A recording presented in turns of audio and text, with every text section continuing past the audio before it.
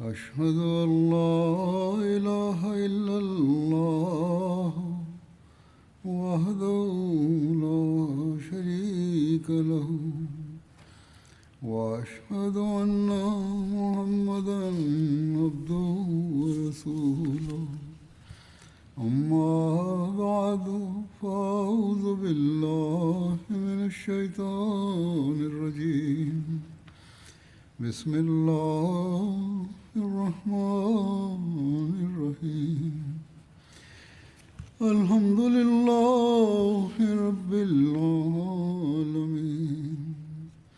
الرحمن الرحيم مالك يوم الدين إياك نعبد وإياك نستعين اهدنا الصراط المستقيم صراط الذين أنعمت عليهم غير المغضوب عليهم ولا الضالين.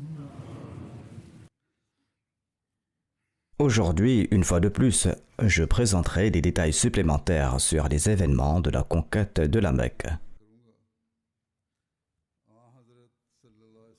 Voici les détails concernant la durée du séjour du saint prophète Mohammed soit lui à la Mecque. L'envoyé d'Allah sallallahu alayhi wa sallam est arrivé à la Mecque et y est resté quelques jours après la conquête de la ville.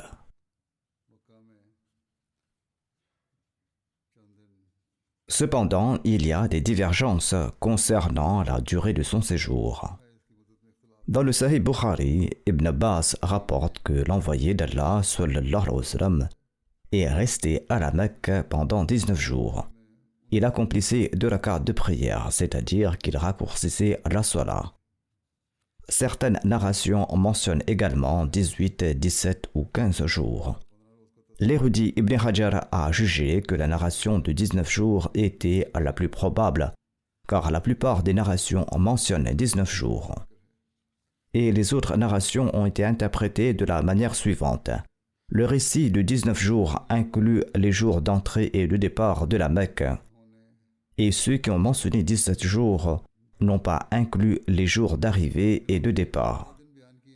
Ceux qui ont rapporté le récit des 18 jours ont compté l'un de ces jours. Les rapporteurs de la tradition des 15 jours, tenant compte du récit des 17 jours, l'ont considéré comme le récit principal. Ensuite, ils ont soustrait le jour de l'entrée et de départ, et ils ont mentionné 15 jours.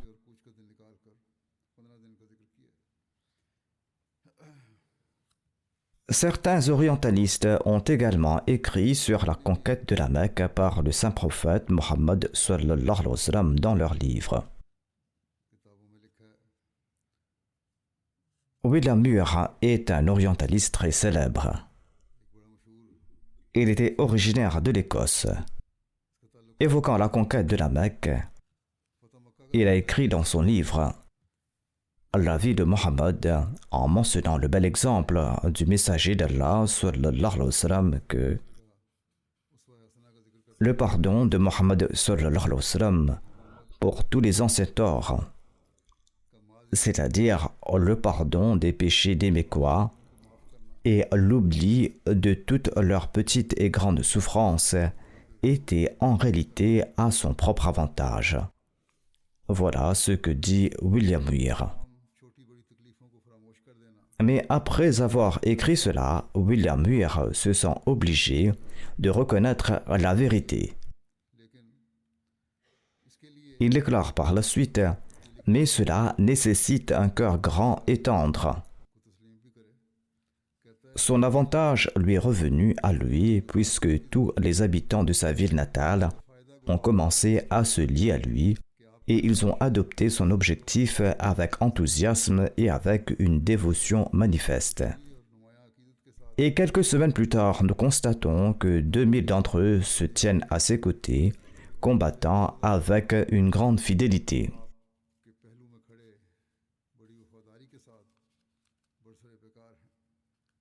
William Montgomery a également commenté sur la conquête de la Mecque. William Montgomery est un autre orientaliste écossais. Il a écrit des choses très dures contre l'islam et contre le saint prophète Mohammed sallallahu alayhi wa sallam dans ses ouvrages. Il a écrit un livre intitulé Mohammed at Medina. Je le cite ici. Il s'agit d'une traduction. La première citation était également une traduction.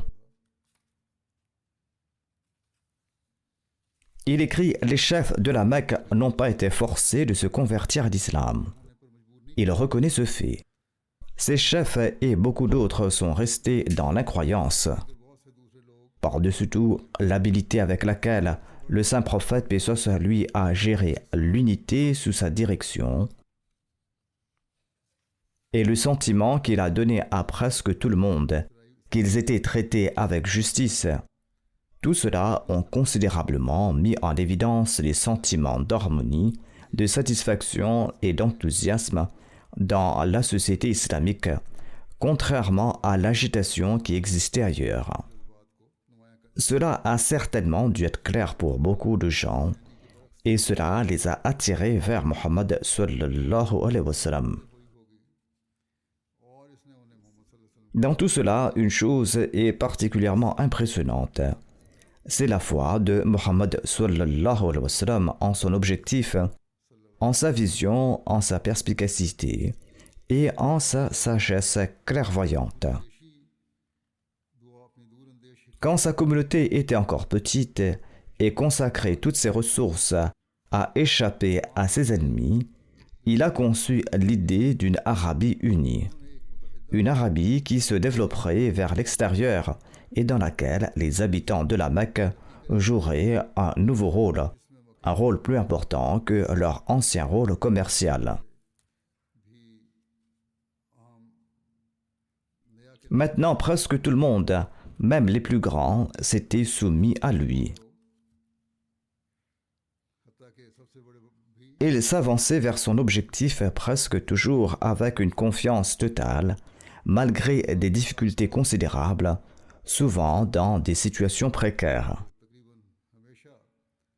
Si nous ne croyons pas en la réalité de ces événements historiques, rares seraient ceux qui accepteraient qu'un prophète de la Mecque, considéré comme insignifiant, puisse revenir dans sa ville en tant que conquérant.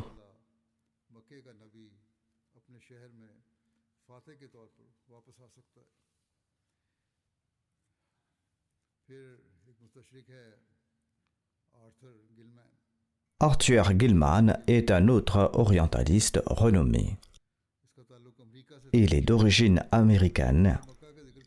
Évoquant la conquête de la Mecque dans son livre « Les Sarrasins », il décrit l'amnistie générale et le bel exemple et la tolérance du saint prophète Mohammed sallallahu alayhi wa sallam comme un caractère exemplaire.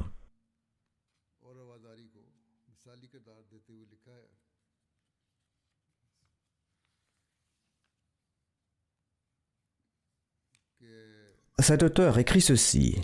Mohammed sallallahu alayhi wa sallam est entré dans la ville sur le même chameau qu'il avait fidèlement transporté à de nombreuses autres occasions, et son cœur était empli de gratitude.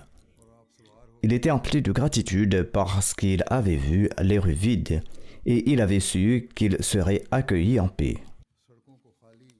Son attitude était hautement louable. Au moment où le souvenir des atrocités commises par les anciens habitants de la Mecque aurait pu l'inciter à la vengeance, il a interdit à son armée toute effusion de sang. Et il a exprimé toute l'humilité et la gratitude possible envers Dieu. Il est vrai, comme il a été mentionné précédemment concernant l'incident de Khalid bin Walid, qu'à un endroit Khalid bin Walid a opposé la force à la force, mais Mohammed sallallahu alayhi wa sallam l'a fortement désapprouvé. La première action du prophète sallallahu alayhi wa sallam a été de purifier la Kaaba des idoles. Et après cela, il a ordonné à son muezzin de lancer l'appel à la prière du haut de la Kaaba. Et il a envoyé un héros pour proclamer que chacun brise les idoles qu'il possède.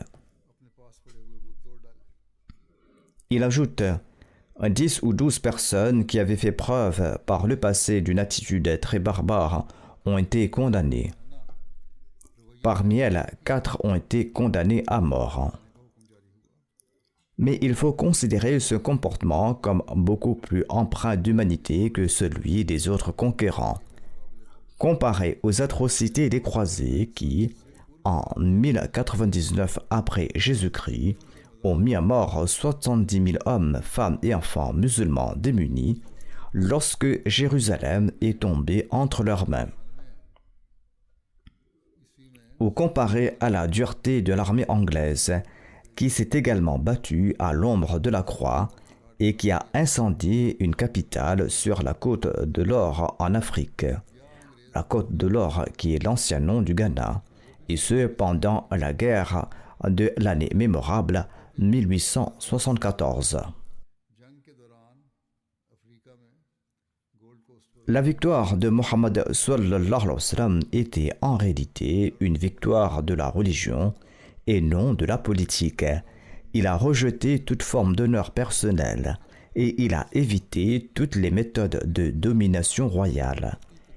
Et lorsque tous les chefs arrogants de la Mecque ont été présentés devant lui, il leur a demandé ceci: « Qu'attendez-vous de ma part aujourd'hui ?» Ces chefs mécois ont répondu: « Ô notre généreux frère, la miséricorde !» Le saint prophète Mohammed sallallahu alayhi wa sallam a déclaré: « Qu'il en soit ainsi, partez, vous êtes tous libres. » Ruth Cranston est une autre orientaliste.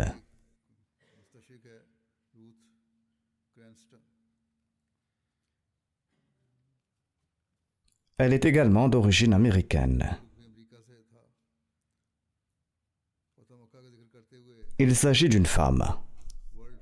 Évoquant la conquête de la Mecque dans son ouvrage World Faith, elle déclare: « Au début de l'année 630, un jour, l'homme qui, à peine 10 ans auparavant, avait été chassé de cette ville à coups de pierre et qui avait été la cible de moqueries, entre maintenant dans la ville de la Mecque avec ses 10 000 soldats aguerris. Mohammed sallallahu alayhi wa sallam avait ordonné que personne ne soit tué, que les citoyens soient traités avec bonté.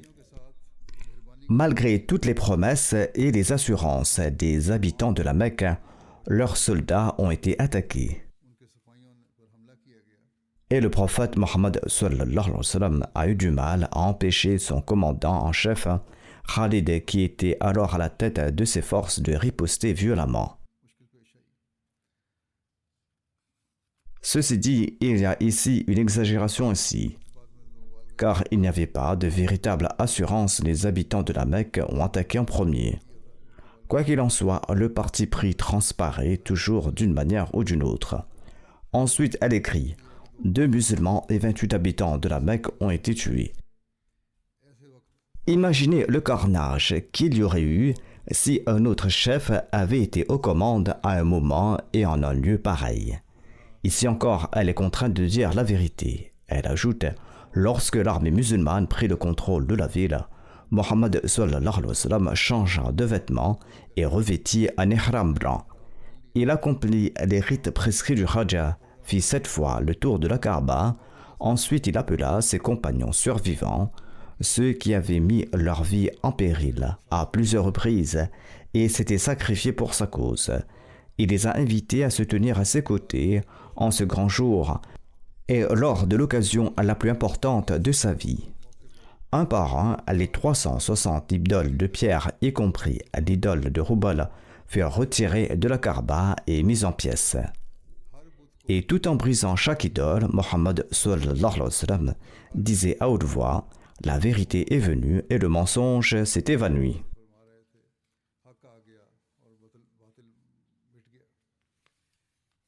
Karen Armstrong est aussi une bonne orientaliste qui écrit généralement avec beaucoup d'impartialité. Née en 1944, Elle est une érudite et une écrivaine anglaise renommée. Elle est célèbre pour ses écrits sur la religion comparée.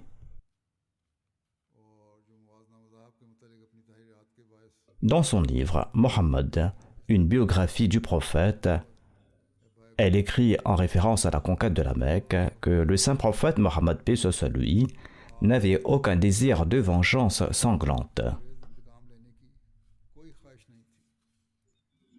Nul n'a été forcé d'embrasser l'islam. Et rien ne suggère que quiconque ait subi des pressions. Mohammed sallallahu alayhi wa sallam ne voulait pas contraindre les gens, mais il souhaitait établir la paix et la réconciliation. Il n'est pas venu à la Mecque pour persécuter les Korachites, mais pour mettre fin à la religion qui s'était avérée inefficace pour les Korachites. Grâce à la conquête de la Mecque, Mohammed sallallahu alayhi wa sallam a prouvé la véracité de sa prétention à la prophétie. Cette victoire fut obtenue sans effusion de sang et la politique pacifique de Mohammed sallallahu alayhi wa sallam fut couronnée de succès. En quelques années seulement, l'idolâtrie fut éradiquée de la Mecque et les plus farouches opposants comme Ikrama et Suhail devinrent des musulmans sincères et passionnés.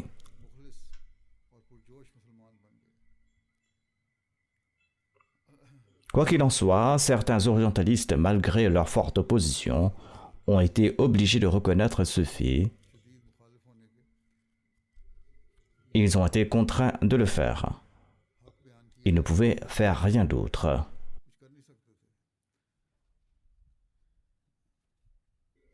Il y a aussi d'autres événements liés à la conquête de la Mecque. On trouve mention de l'histoire du repentir d'Abdullah bin Sa'd bin Abi Sarah. Il avait d'abord accepté l'islam et il était scribe de la révélation, puis il apostasia et retourna à la Mecque. On dit qu'il a été également condamné à mort. Lorsque la Mecque fut conquise, il se cacha chez Othman bin Affan. Il était le frère de lait de Othman.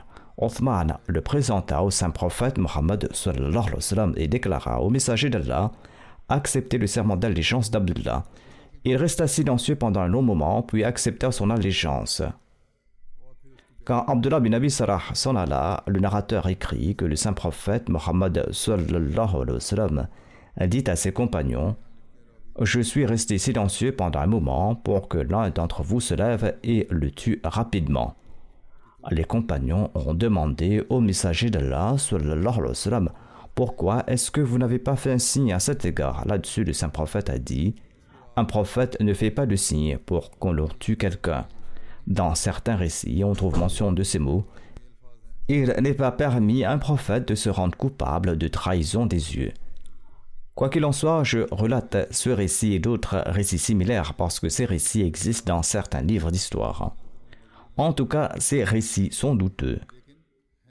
L'exemple du saint prophète Mohammed paix soit lui, sa pratique et sa patience prouve que tout ceci sont des récits inventés de toutes pièces. Quoi qu'il en soit, il existe aussi un récit dans le recueil de Hadith Sunan al-Nisa'i. Dans ce récit, il est dit que lors de la conquête de la Mecque, Abdullah bin Sa'd s'est caché chez Othman radhiyallahu anhu. Ensuite, lorsque l'annonce de l'allégeance générale fut faite, Othman présenta Abdullah et il a dit au saint prophète accepter l'allégeance d'Abdullah. Le saint prophète Mohammed paix soit lui leva sa tête bénie, le regarda, il fit cela 3 fois et il rejeta la demande à 3 reprises.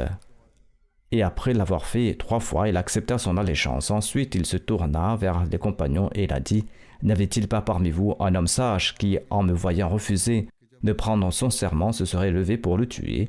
Les compagnons ont répondu au messager d'Allah sallallahu alayhi wa sallam « Comment aurions-nous pu savoir ce qu'il y avait dans votre cœur? Pourquoi est-ce que vous n'avez pas fait un signe de l'œil ?» Le saint prophète a répondu « Il n'est pas digne d'un prophète que son œil soit coupable de trahison. » Ceci est un récit rapporté par le Sunan Nisa'i, mais même là, il n'est pas nécessaire d'y croire. Ce récit se trouve aussi dans le Sunan d'Abi Daoud. Cependant, il existe aussi un autre récit dans le Sunan Abi Daoud. Mais dans ce récit, il n'y a aucune mention de meurtre, de tuerie. Ainsi, dans ce récit, il est rapporté qu'Ibn Abbas relate que Abdullah bin Sa'ad bin Abi Sarah était le scribe du saint prophète Mohammed paix soit lui. Il a été induit en erreur par Satan et il s'est associé aux mécréants le jour de la conquête de la Mecque. Le saint prophète Mohammed paix soit lui a ordonné son exécution. Othman bin Affan a intercédé pour lui. Le messager d'Allah paix soit lui a accordé l'asile.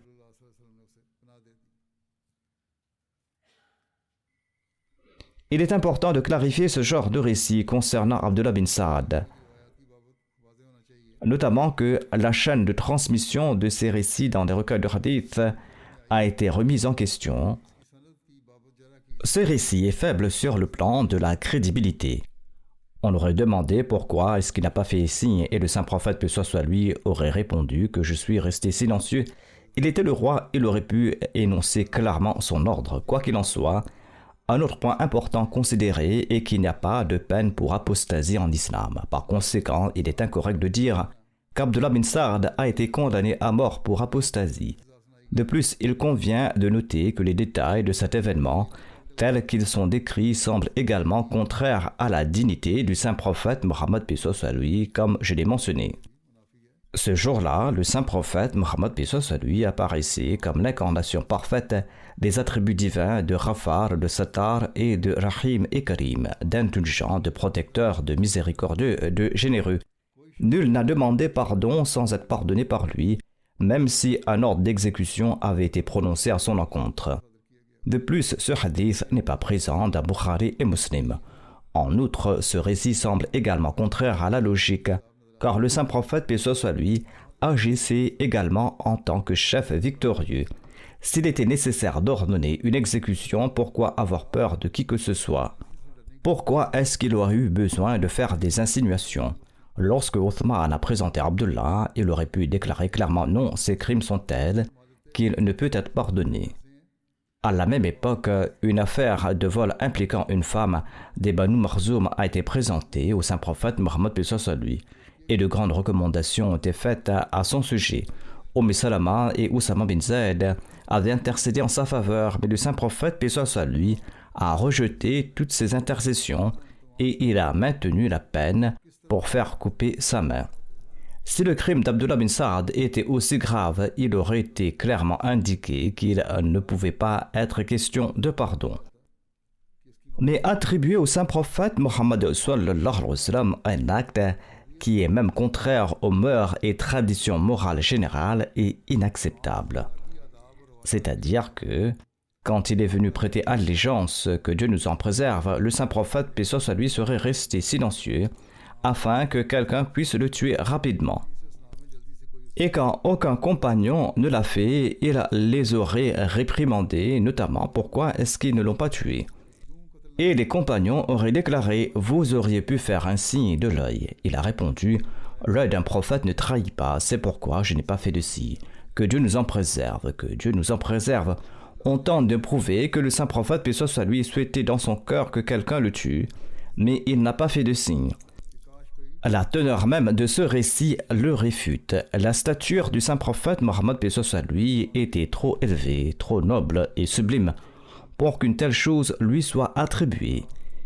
Il était ferme comme un roc dans le respect des lois de l'islam et il ne se souciait de personne, mais il était également doux et souple comme de la soie au moment du pardon et de la clémence. Il n'était jamais sujet à l'inquiétude ou à l'angoisse. C'est pourquoi les récits concernant l'allégeance d'Abdullah bin Sa'ad sont sujets à caution et certains historiens et biographes ont également refusé d'accepter de tels récits. Hadrat Muslim Maud mentionne cet événement en interprétant le verset 15 de la sourate Al-Mu'minun. Et il déclare « Un événement historique est lié à ce verset et il semble nécessaire de le relater ici. » Il est dit dans les récits que le saint prophète Mohammed paix soit lui avait un scribe de la révélation nommé Abdullah bin Abi Sarah. Chaque fois qu'il recevait une révélation, le saint prophète le faisait venir et lui demandait de l'écrire. Un jour, il lui dictait ces mêmes versets, et lorsqu'il est arrivé à « Thumma ansha'nahu khalqan akhar », eh bien, les mots « Fatabarakallahu ahsanul khaliqin » sont sortis involontairement de la bouche d'Abdullah bin Sarah. Le saint prophète a déclaré: ceci est la révélation, écrit cela. Cette malheureuse personne n'a pas compris que ce verset découlait naturellement des versets précédents. Il a cru que de la même manière que ce verset était sorti de ma bouche et que le saint prophète, paix soit lui, il avait déclaré une révélation divine, il crée qu'Allah nous en préserve tout le Coran de lui-même. Ainsi, il est devenu un apostat et il est parti pour la Mecque. Après la conquête de la Mecque, Abdullah bin Abi Sarah était parmi ceux que le saint prophète Mohammed, paix soit lui, avait condamné à mort. Mais Othman radhiyallahu anhu lui a accordé l'asile. Et Abdullah bin Sarah s'est caché dans sa maison pendant 3 jours. Un jour, alors que le saint prophète Mohammed, paix soit lui, recevait l'allégeance des habitants de la Mecque, Othman radhiyallahu anhu a présenté Abdullah bin Abi Sarah au saint prophète Mohammed, paix soit lui, et il lui a demandé d'accepter son allégeance. Le saint prophète Mohammed sallallahu alayhi wa sallam a d'abord hésité pendant quelques instants, ensuite il a accepté son allégeance, et c'est ainsi qu'il s'est converti de nouveau à l'islam.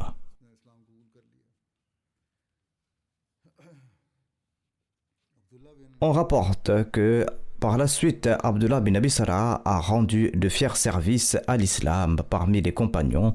Il a servi comme gouverneur d'Égypte et il a conquis une région d'Afrique. Après le martyre de Othman, il s'est tenu à l'écart des dissensions, bien qu'il était son frère de lait. Et on dit qu'il avait prié pour que sa dernière action soit la Salat. Un jour, il s'est levé pour la prière. Il a accompli la prière du matin et après avoir terminé le salam à droite, alors qu'il s'apprêtait à dire le salam du côté gauche, il est décédé. Il est décédé en l'an 36 ou 37 de l'Hégire. On trouve également mention de la conversion à l'islam d'Ikrama bin Abi Jahl. Ikrama bin Abi Jahl faisait partie de ceux dont le saint prophète Mohammed, paix soit lui, avait ordonné la mise à mort lors de la conquête de la Mecque.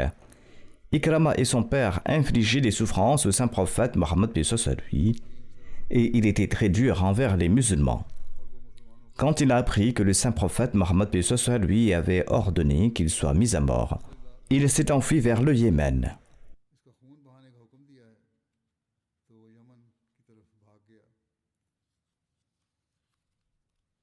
Dans son hostilité et son inimitié envers l'islam, il avait même surpassé son père Abu Jahl. Et peut-être qu'il a entendu qu'il sera exécuté, mais il est également plausible que les chefs et les notables de la Mecque, qui étaient toujours à l'avant-garde de l'opposition à l'islam et qui concoctaient sans cesse des plans contre l'islam et le saint prophète Mohammed, paix soit lui, et pensaient eux-mêmes, après la conquête de la Mecque, que leur crime était tel qu'il n'était en aucun cas possible pour eux de recevoir le pardon et qu'ils seraient inévitablement tués. C'est en raison de ces pensées qu'ils ont pris la fuite. En fait, ils ne s'attendaient pas à la miséricorde, au pardon et à la clémence suprême du saint prophète Mohammed sallallahu alayhi wa sallam. Ils ne s'y attendaient pas et ils ont donc jugé préférable de s'enfuir pour sauver leur vie. Mais à mesure qu'ils prenaient connaissance du pardon et d'une indulgence exceptionnelle du saint prophète Mohammed sallallahu alayhi wa sallam, ils étaient de plus en plus attirés par le retour à la Mecque auprès du saint prophète Mohammed, paix soit lui, et ils se sont présentés à son service. Quoi qu'il en soit, Ikrama était l'un des principaux opposants qui avait même opposé une forte résistance à l'armée islamique lors de la conquête de la Mecque. Il avait rassemblé un groupe comprenant de jeunes guerriers de la Mecque, dont Suhail bin Amr, Safwan bin Umayya et d'autres. Ils ont dégainé leurs épées et ils étaient déterminés à empêcher les musulmans d'entrer à la Mecque. Et ils ont courageusement affronté le détachement de Khalid bin Walid, mais après avoir perdu plus de 20 de leurs hommes, ils ont pris la fuite. Suhail, Safwan et Ikrama se sont enfuis de la Mecque. Selon les récits historiques, Ikrama a décidé de se rendre au Yémen par la mer. Sa femme, Hakim bint Harith bin Hisham, était la fille d'un chef koraïchite et elle avait prêté allégeance en même temps que Hind bint Utba et d'autres femmes respectées de la Mecque lors de la conquête de la Mecque. Elle a appris que son mari Ikrama prenait la fuite vers le Yémen par peur d'être tué. Sur ce, elle s'est présentée au saint prophète Mohammed paix soit lui pour l'informer que Ikrama craignait que le saint prophète paix soit lui en ordonne qu'il ne soit exécuté.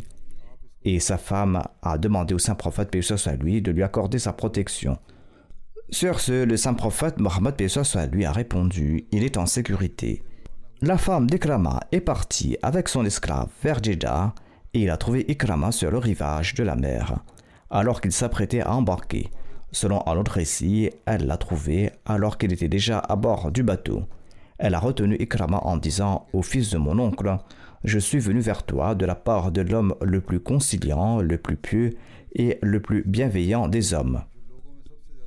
Ne t'expose pas à la destruction, car j'ai obtenu une protection pour toi. » Sur ce, il est venu avec sa femme vers la Mecque et il a embrassé l'islam. Et son islam était très beau. Et il est rapporté que lorsque Ikrama s'est présenté au saint prophète Mohammed paix soit lui, Ikrama a déclaré « Ô Mohammed sallallahu alayhi wa sallam, ma femme m'a informé que vous m'avez accordé la protection. » C'est-à-dire qu'il lui a permis de rester à la Mecque même en état de mécréance. C'est-à-dire qu'il n'était pas obligé de se convertir à l'islam. Le saint prophète a répondu « Tu as dit la vérité, tu es certainement en sécurité. » Sur ce, Ikrama a déclaré « Je témoigne qu'il n'y a de divinité digne d'être adorée qu'Allah. Il est unique, il n'a pas d'associé. Et je témoigne que vous êtes son serviteur et son messager. » Et Ikrama a baissé la tête de honte. Ensuite, le messager d'Allah, paix soit lui, a déclaré « Ô Ikrama, tout ce que tu me demanderas aujourd'hui, si j'en ai le pouvoir, je te l'accorderai certainement. » Ikrama a répondu « Priez pour le pardon de toute docilité que j'ai exprimée envers vous. » Le saint prophète Mohammed paix soit lui a fait cette prière. « Ô Allah, pardonne à Ikrama toute l'hostilité qu'il a ressentie envers moi, ou pardonne chaque mauvaise action qu'il a faite. »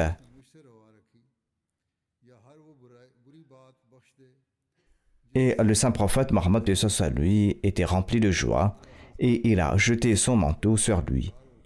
Et il a déclaré « Bienvenue à celui qui est venu à nous en état de foi et en état d'émigration. »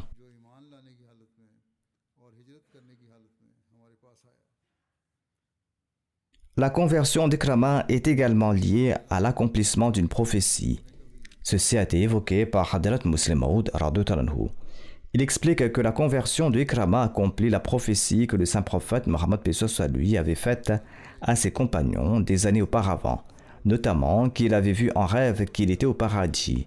Et au paradis, le saint prophète paix soit lui a vu une grappe de raisin et il a demandé aux gens à qui elle était destinée. Quelqu'un a répondu pour Abu Jahl. Ceci a semblé étrange au saint prophète paix soit lui et il déclare que personne n'entre au paradis à l'exception des croyants. Alors comment des raisins peuvent-ils être préparés pour Abu Jahl? Lorsque Ikrama s'est converti, il a déclaré « Cette grappe était pour Ikrama.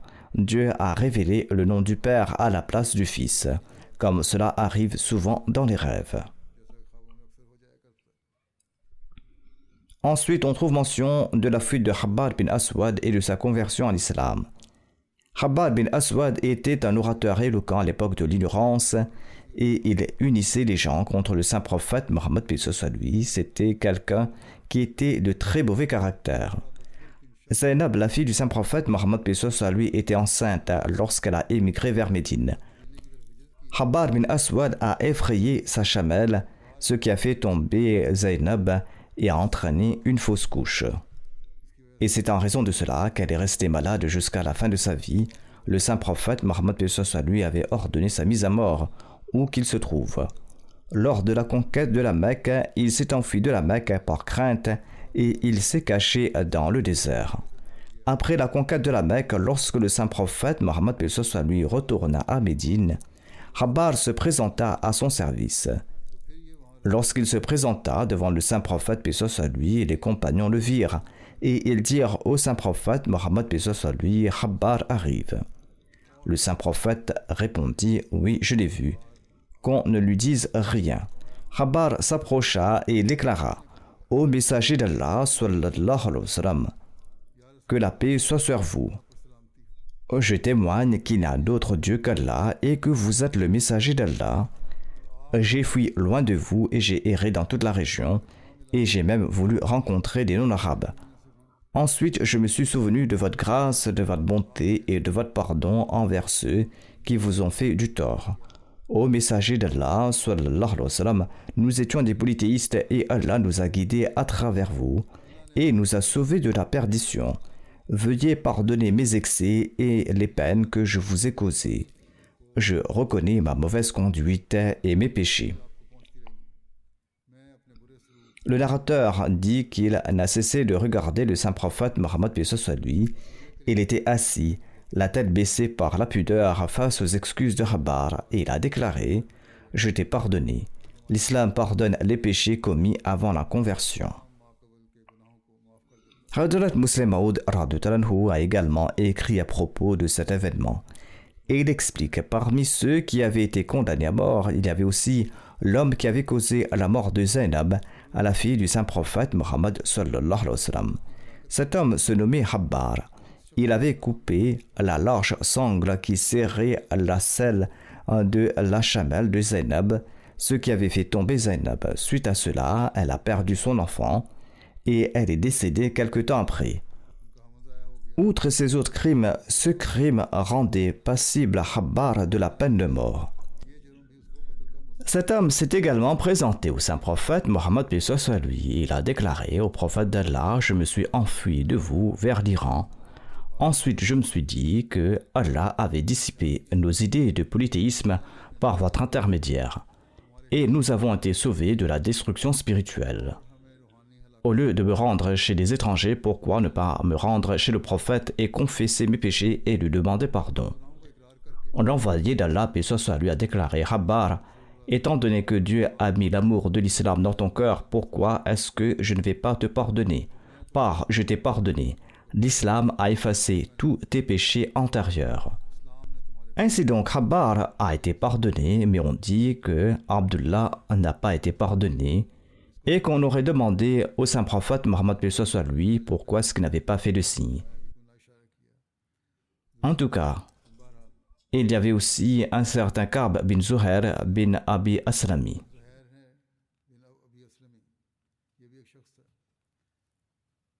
En lancé de l'Égypte, Ka'b et son frère Boujair sont arrivés à Abrak, un puits des Banu Asad sur la route de Basora à Médine. De là, Boujair s'est rendu à Médine et il s'est converti à l'islam. Ceci a beaucoup irrité Ka'b, qui a écrit des poèmes satiriques. Bien que les récits généraux indiquent que le saint prophète Mohammed paix soit lui avait ordonné que Ka'b soit tué en raison de ses poèmes satiriques, certains indices suggèrent qu'il y avait également d'autres raisons. Ka'b et Boujair avaient conspiré pour blesser ou tuer le saint prophète Mohammed sallallahu alayhi wa sallam, et c'est dans ce but que Ka'b est resté loin de Médine et a envoyé son frère à Médine. Mais Boujair s'est converti à l'islam. Quand Ka'b a appris la conversion de son frère à l'islam, il était très contrarié. Plus tard, lorsque l'envoyé d'Allah sallallahu alayhi wa sallam revenait de Taïf, Boujair a écrit à son frère Ka'b bin Zuhair pour lui demander de se repentir et de se présenter au saint prophète Mohammed sallallahu alayhi wa sallam pour implorer son pardon et afin que le saint prophète Mohammed paix soit lui le pardonne, parce que le saint prophète paix soit lui pardonnait à quiconque se présentait à lui en se repentant. Finalement, Ka'b n'a eu d'autre choix que de se présenter devant le saint prophète Mohammed sallallahu alayhi wa sallam. Ka'b a alors écrit un poème. Le premier vers de ce poème est Barnat Swa'adu faqalbi al-yawma matloub. Swa'ad s'est séparé de moi et mon cœur se brise sous l'intensité du chagrin. Après cela, Ka'b bin Zuhair est parti et il est arrivé à Médine. Il a séjourné là-bas chez une de ses connaissances. Le lendemain, cette personne présenta Ka'b au saint prophète Mohammed paix soit lui. Quand le saint prophète a terminé la prière du matin, l'homme a désigné le saint prophète Mohammed paix soit lui à Ka'b et lui a dit ceci. Voici le messager d'Allah, sallallahu alayhi wa sallam, lève-toi et implore sa protection. Il s'est levé, il s'est assis devant le saint prophète paix soit lui, et il a placé sa main dans la main du saint prophète Mohammed paix soit lui. Ni l'envoyé d'Allah sallallahu alayhi wa sallam ni ses compagnons n'ont reconnu Ka'b bin Zuhair. Ka'b a déclaré au messager d'Allah sallallahu alayhi wa sallam, Ka'b bin Zuhair est venu vers vous pour obtenir l'assurance de sa vie, pour se repentir et se convertir à l'islam. Si je vous le présente, est-ce que vous allez accepter son repentir? Le saint prophète Mohammed paix soit lui a répondu oui. Sur ce, Ka'b a déclaré, je suis Ka'b bin Zuhair. En entendant cela, An-Ansar s'est levé et il a dit au messager d'Allah sallallahu alayhi wa sallam, confie-moi cet ennemi de Dieu afin que je puisse lui trancher la tête. Mais le saint prophète Mohammed paix soit lui a déclaré, laissez-le partir, cet homme est venu pour se repentir et pour exprimer ses remords. Lorsque Ka'b a récité le poème Banat Su'ad, il est arrivé à ce vers dans lequel il disait que le messager est assurément une lumière dont on tire la clarté. Il est un sabre indien dégainé parmi les épées d'Allah. Il a donc prononcé ces vers. Le messager d'Allah sallallahu alayhi wa sallam est assurément une lumière dont on tire la clarté. Il est un sabre indien dégainé parmi les épées d'Allah. Arrivé à ces vers, l'envoyé d'Allah a posé son manteau sur Ka'b, manteau qui se trouvait sur son corps béni. C'est en raison de ce manteau que ce poème est devenu célèbre sous le nom de Qasida Burda. En effet, Burda signifie manteau. On l'appelle aussi la Qasida Banat Su'ad et la Qasida Burda. Plus tard, l'émir Muawiyah a tenté d'acheter ce manteau à Ka'b pour une grosse somme. Mais celui-ci a refusé en disant qu'il ne va pas se séparer de ce vêtement béni du saint prophète Mohammed sallallahu alayhi wa sallam. Cependant, après le décès de Ka'b, l'émir Muawiyah a acheté ce manteau aux héritiers de Ka'b. Ensuite, ce manteau a été transmis aux dirigeants des Banu Umayya par héritage. Et ce manteau a été perdu lors du déclin de leur règne. Il y a également un autre poème plus connu sous le nom de Qasida Burda parmi les gens. Il s'agit de la Qasida de l'imam Sharfuddin Baswiri. On l'appelle aussi la Qasida Burda parce que lorsqu'il a écrit ce poème en honneur au saint prophète Mohammed paix soit lui, le saint prophète lui est apparu en rêve et l'a couvert de son manteau béni. Manteau qui était toujours présent sur ses épaules à son réveil. On raconte que l'imam Basiri était paralysé et qu'il a été guéri grâce à la bénédiction de ce voile. Quoi qu'il en soit, ce sont là des histoires qui se racontent. Il existe des histoires de ce genre. On trouve également mention de la conversion à l'islam de certains opposants farouches de l'islam et de la manière dont ils ont été pardonnés. J'en parlerai plus tard, Inch'Allah. À partir de vendredi prochain, Inch'Allah débutera également la Jalsa Salana de la Jama du Royaume-Uni. Priez également pour cela, pour que Dieu bénisse cette assemblée par sa grâce et qu'il enrichisse chaque programme de ses faveurs. Que Dieu, le Tout-Puissant, nous protège du mal, de tout malfaiteur, de toute personne nuisible et de quiconque nourrit l'intention de nous nuire. Que Dieu amène les invités venant de l'intérieur du pays ou de l'étranger en toute sécurité et qu'Allah les protège et les garde sous sa protection. Et qu'Allah accorde à chaque hôte la capacité de remplir son devoir d'hospitalité envers les invités personnels ou ceux pris en charge par le département de l'hospitalité lors de la Jalsa Salana.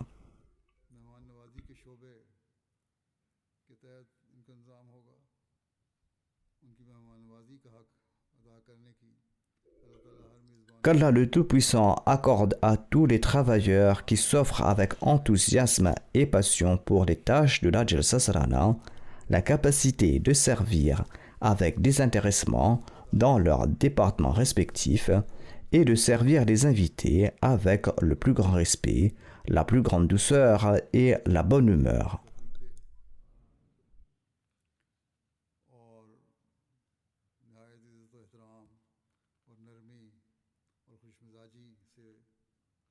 En effet, parfois, en raison de la surcharge de travail ou du manque de sommeil, la bonne humeur de certains travailleurs peut être affectée.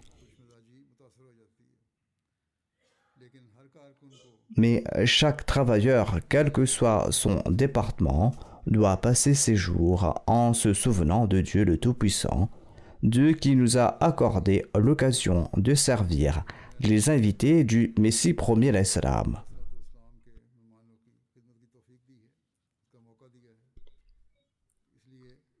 Ainsi donc, nous devons maintenir notre esprit de service en faisant tous les sacrifices nécessaires, sans montrer aucune mauvaise humeur et en conservant toujours le sourire au visage.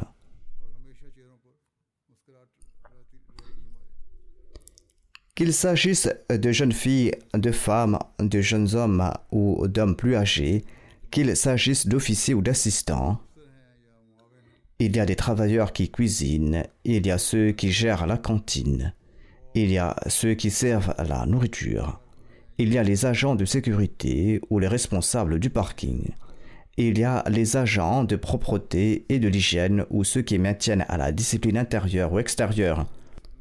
Il y a également les personnes postées à l'entrée des portails.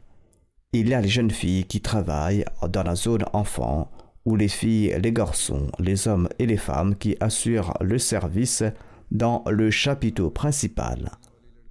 Tous ces travailleurs doivent accomplir leur devoir avec le sourire au visage. Que Dieu nous en accorde à la capacité. Mais il faut également garder un œil attentif sur chacun afin que personne n'ait l'audace de semer les troubles. Que Dieu accorde à tous les travailleurs la capacité de servir de la meilleure des manières et qu'ils récoltent tous les faveurs de Dieu.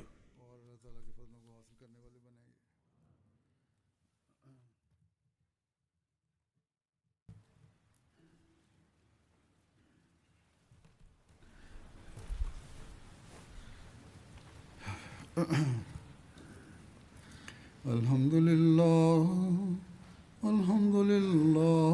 nahmaduhu wa nasta'inuhu wa nastaghfiruhu wa nu'minu bihi wa natawakkalu alayhi wa na'udhu billahi min shururi anfusina wa min sayyiati a'malina.